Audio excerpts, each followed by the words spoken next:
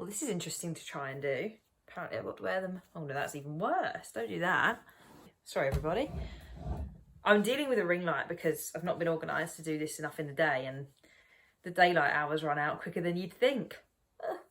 But I wanted to make sure you're updated with what was going on in my crazy single life, essentially, and just the reflections of the week, because this is the end of week 1 of like not having a job. I'm not really in the mode of like freelance and being set up with that fully. I spent a bit of this week kind of getting used to not going into a workplace. That in itself is very weird. Balancing meeting friends. There were a couple of moments of loneliness, I would say, and that's not, it's because it's so different. And it was the day where I also had to stay in and wait for my MOT to be done, because it's like I was just on my own. There was nothing really going on. I was busy, I was doing stuff, but there is a definite sense of like wanting connection and seeing people, and sometimes like even just going to the gym gives you that like get up and go, whereas when you're sat on a sofa all day, there's not a lot going on. It takes getting used to, because I'm recording this at what is traditionally the weekend. Today feels no different to any of those other days, because to me they're all the same. I choose what time I get up, I choose what time I go to bed, I choose what I do within the days, within reason. It's odd, isn't it, right, that a weekend is a concept that's made up by people, and obviously we all run to it, and it's helpful to have systems that everybody or a majority of people run to. That's how the system is made to work. Ever since I was, I guess, 5 years old, I have run to someone else's timetable. School, all the way through to 18. Uni had at least some structure. Into teacher training, into a school. So from 5 to 28, 23 years of having a schedule predetermined by somebody else, something else, and now it's very open, and also there's not as many people around. Ooh. But it's been good because I've got my friends that I see regularly, I've got the friends that I message regularly, and it's been a good time to kind of do that. There's been some interesting parts of this week, things that I didn't think would come up. We've also had the Single Girls Club meet up this morning, so that was the first one of 2022, which is great.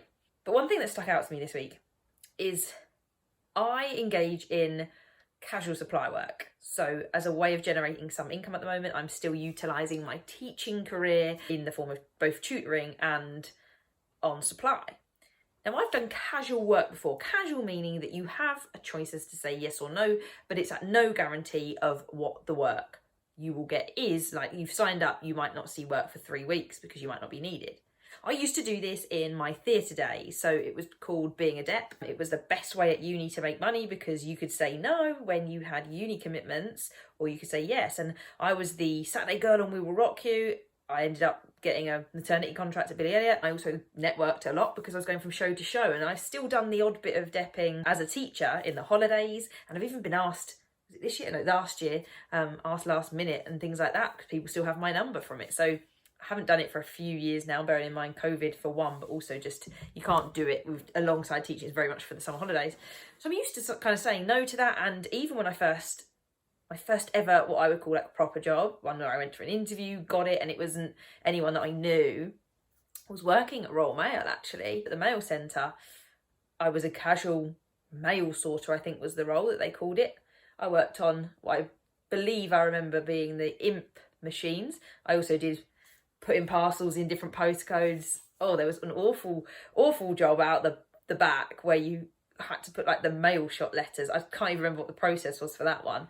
But that was fun. That was over my summer time when I was 18, and that was casual as well. I mean, I often said yes, and there were a couple of times where I said no because I was out for the evening or whatever it might be. So I'm used to this element of saying no. But I was called on the first day back at school and offered the opportunity to come in. Now, on a principle of the fact that I had left only a matter of weeks before, I said no. And I also had to wait in for a delivery. So there was that too, and I didn't know when that was about to arrive. And luckily, I didn't go in, because otherwise if I had, I wouldn't have got that. But even after the phone call ended, I don't know if it's because I faffed, or I just don't like saying no. And it made me think about that, and how, I don't know where that comes from. There was a little gulp there. That means that there's something there, in that I don't like letting people down. it's hard, I think, especially with whenever anyone used to call for those scenarios, it's because you knew you were needed. Even when I was in the theatre, like, you would be asked if people were on holiday, and that would be pre-arranged, but sometimes they would call you like at 4:30 and be like, can you get to us at any time? Like, we don't, if it's just at the half at 7, we'll get everything else ready, but can you do the show? You know, and you can feel that, you know, people need you. And I suppose it's a little bit of that.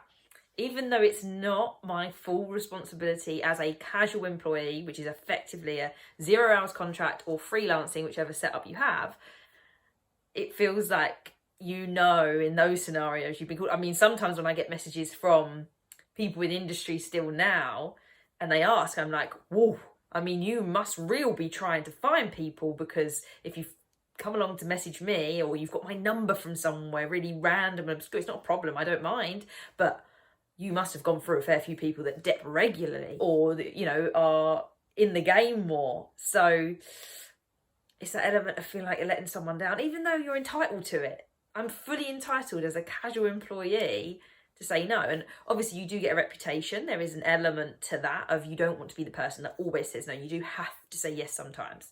Otherwise people just don't call you back. That's what I learned from the theatre one. Not that that happened to me. That was just more of a principle. Of course that happens. They have you on a casual list because they expect you at certain points to be able to say yes. And I can't be on too many systems, whether that's supply or used to be in theatre, because then you have too many shows, or in this case schools, reliant on you to do it. There is a study, I can't remember what it was. Why am I so like this? This happens. I read a lot and I don't always process absolutely every detail of it. But there is an element of, if you ask someone to do you a favour, you should ask them to do it in person, like you ask them in person, not the favour in person. You ask them in person because they are more likely to say yes. And it's probably the same feeling that I'm having about saying no, because you feel that obligation to say yes. And I talked about this with my therapist actually, because I just wanted to thrash it out, but I was just contemplating it. And I wondered if, when it was the theatre, sometimes I would get phone calls, but quite often, more often than not, I recall getting more like text messages like, are you around this evening? I have no idea if they were going through people individually or just sending it out to a few people and seeing who came back. But I don't know, maybe that used to take away from the pressure. Whereas I can remember the no at Royal Mail. I can remember the guy's name. I can remember being like, no. And so it brought back that. But I don't know where that comes from fully. As I say, disappointing people, feeling like people rely on you. You want to be that reliable person. Something obviously sticks there. But it's not a problem. You can hear it. You can hear me talking myself through this now as I recall saying no. It's interesting. If I don't want to do something, a no's pretty straightforward, unless it's someone I feel I should help in the sense of they are my friend and they need my help, or they've helped me out and it's not been a great job, and realistically to be a good friend I should be doing things. But if there's certain things that I'm like, no, there are some things that no matter how much I would want to support someone, I'm like, oh, I just don't want to. I can do this instead, but I really don't want to do that. I don't want to, no. It depends on the connection, it depends who it is. And I suppose with my old job and my old workplace, I didn't leave on any kind of bad terms. It's all good in the sense of, it was just the move I wanted to do now, and the fact that I'm on their books to be able to go back is a good sign. But I'm one of those people that, even within that job and any job, most of the time I go above and beyond, and I like to help and I like to be part of it. So to say no, and I used to struggle with this actually when I called in sick. The amount of back forth of do I, don't I, do I, don't I, do I, don't I, is this justified? Is this like, or do I really need this day off? Letting people down, I suppose. I very rarely cancel anything. If I'm in for something, and whether it's like out with friends or doing work, there is no chance, unless I'm that ill or that unable to physically be there for whatever reason, I'll be there. You could have told me 6 months ago and it would have been in that diary and that day would have been marked out, and I'll be there. Something about reliability being there. Maybe it's because it bugs me. That's a slightly different one though. Maybe, does it bug me when people say no to me? No, I get over that. It's okay. Do you give many people the opportunity to say no to you? Because when I moved into here, when it wasn't a lovely yellow background, I had to ask people to help me paint. My mum and stepdad were not available COVID had caused problems last Christmas, and I just moved in and I really wanted to get going with things and moving. And so I asked some people to help me clean and to help me paint. And I'm not used to asking people that.